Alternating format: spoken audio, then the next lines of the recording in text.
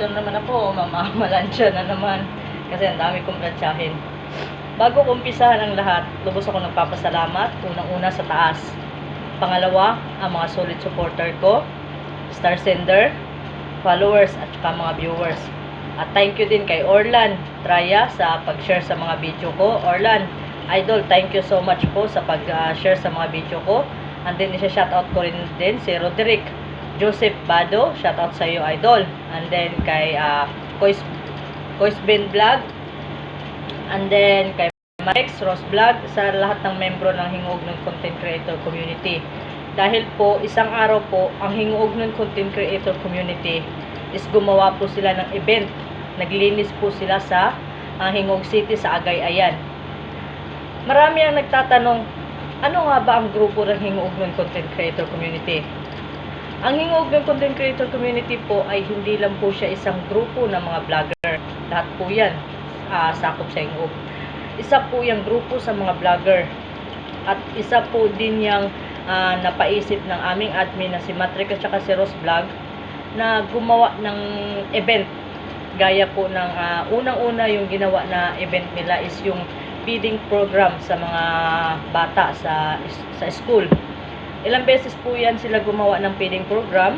Nag-ambag-ambag po sila ng kanilang sariling pera at saka sa mga sponsor din po. And then, ilang beses gumawa ng feeding program ang grupong Hingog ng Content Creator Community. At pangalawa is yung pagtulong sa mga matatanda.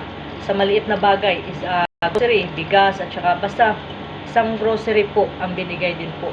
Tumulong din po ang Hingog ng Content Creator sa mga matatanda na kanangailangan. And then, yung brigada, umano din po sila sa brigada. And then, tumulong din sila sa lahat ng mga paraan sa paglilinis. Kasi ang Hingog ng Content Creator Community, hindi lang po sila gumagawa ng vlog. Isa akong membro doon. Tapos puso akong nagpapasalamat sa admin namin na si Ross Vlog at saka si Matrix na sinali nila ako sa grupong ito. Isang grupo ng pagbablog.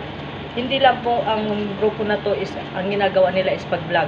Nagpapasaya ng mga tao, nag-aano ng mga tao, hindi lang po. Kundi tumutulong po sila sa mga taong nangangailangan.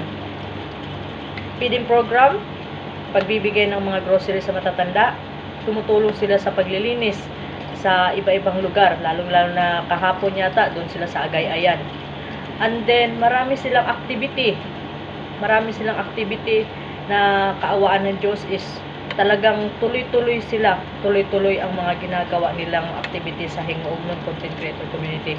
Kaya lubos akong nagpapasalamat sa lahat ng mga grupo ko at sa admin namin na talagang walang sawang tumulong sa mga tao o sa mga nangangailangan sa eskwelahan or sa kahit na ano.